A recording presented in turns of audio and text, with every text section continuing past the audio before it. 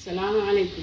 بسم الله الرحمن الرحيم. شوفوا حبايبي، اليوم نبغى نسوي عندنا حبتين دجاج، نبغى نسوي دجاج مشوي، بس نبغى اول مره نحط له يعني نخمره.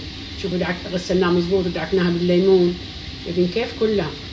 دحين نبدا نخمر الدجاج، الدجاجتين، هي دجاجتين، شوفوا كيف ان شاء الله باذن الله.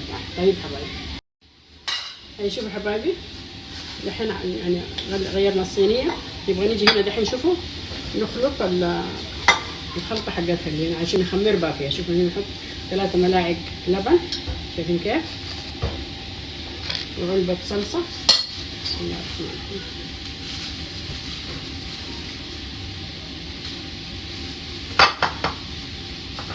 وهذا خردل نحط منه كمان، شايفين كيف، يعني زي ملعقة، يعني ملعقتين مليانة، شايفين. ونيجي هنا كمان شوفوا كيف الثاني، هذا فلفل اسود، وهذا فلفل بارد، وهذا كاريه، وهذا 7 الابازير يعني حقتها، وهذا جنزبيل، وهذا زعفران، هذا ملح. الحين نكتب كله، شوفوا كيف نكتب كله مع بعض. شوفوا حبايبي كيف احنا نقلبها كلها مع بعض، شايفين. بعدين نبدا، شوفوا بسم الله الرحمن الرحيم، كلها اللبن والصلصة، معجون الطماطم، والأبازير المشكلة اللي هي 7 الأبازير، والملح كله. ونحط عليها كمان شوية زيت زيتون،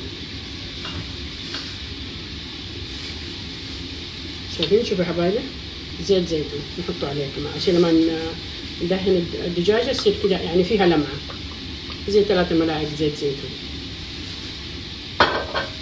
شايفين كيف.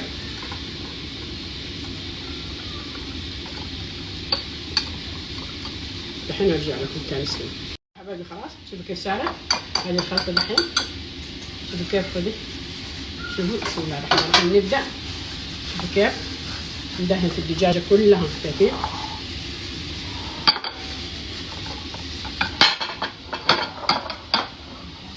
شوفوا كيف كلها، ويعني وش وقف على قولهم، شوفوا كيف حتى باطنها كذا، شوفوا ما شاء الله ريحة بهارات حلوة. ايوه شوفوا كيف تطلع مرة حلوة، لأنه فيها 7 البهارات، وفيها شو اسمه ده الكاريه والجنزبيل والملح كله، واللبن زبادي، ناس يقولون زبادي وناس يقول رايب، كله. الحين شوفوا كيف هبردها، اللي هو يعني اخمرها كلها، شايفين كيف.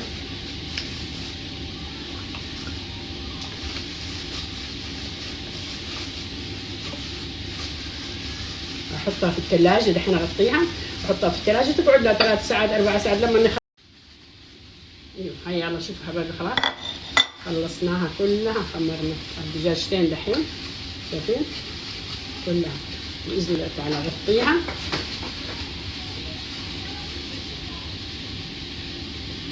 اغطيها بغطايتها، شايفين كيف.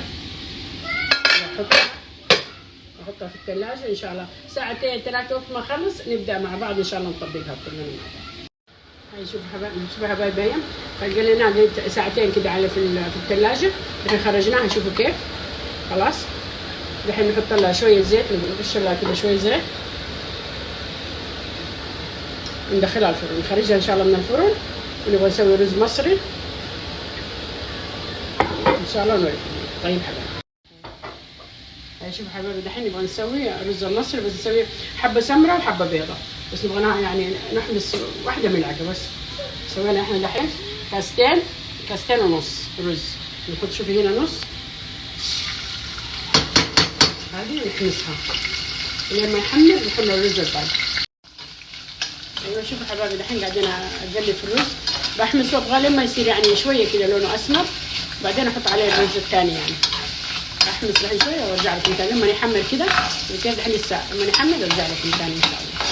شوفوا حبايبي حمصت الرز، شوفوا كيف صار لونه، صار لونه احمر خلاص. دحين ابدا احط عليه، شوفوا دحين عندي هنا ورق الغاز، ابدا احط الرز الباقي عليه، شوفوا كيف. شوفوا حبايبي كيف حطيت الرز يعني الابيض على الرز المحمص. الحين شوفوا كيف نحط البصل ملح، شوفوا زي نص ملعقة ملح. نحط الموية مغلية من الغلاية. شوفي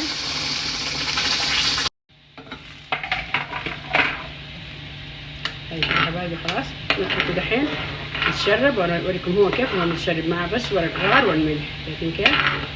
بعدين انا برجع لكم تاني ان شاء الله هو متشرب وجاهز كل شيء. هاي شوفوا حبايبي خلاص الحين ان شاء الله ننزل الدجاج من الشوايه واوريكم هو الحين ان شاء الله. شوفوا حبايبي كيف الحمد لله الدجاج الحين انشوى. شوفوا هنا كمان سويت الرز اللي هو المصري، حبه سمراء وحبه بيضه. الحين اغرفها واغرف هنا احط الرز، وهنا احط الدجاج، وهذه السلطه حقتنا، وهذه عندنا مخللات. الحين اغرفها وارجع لكم ثاني ان شاء الله اوريكم. حبايبي بقينا حطينا الدجاج هنا في الصينيه، وشوفوا كيف بسم الله الرحمن الرحيم. هذه المرقه حقت الشوي. يا سلام الله تفضلوا عندنا ويا ريتكم معانا.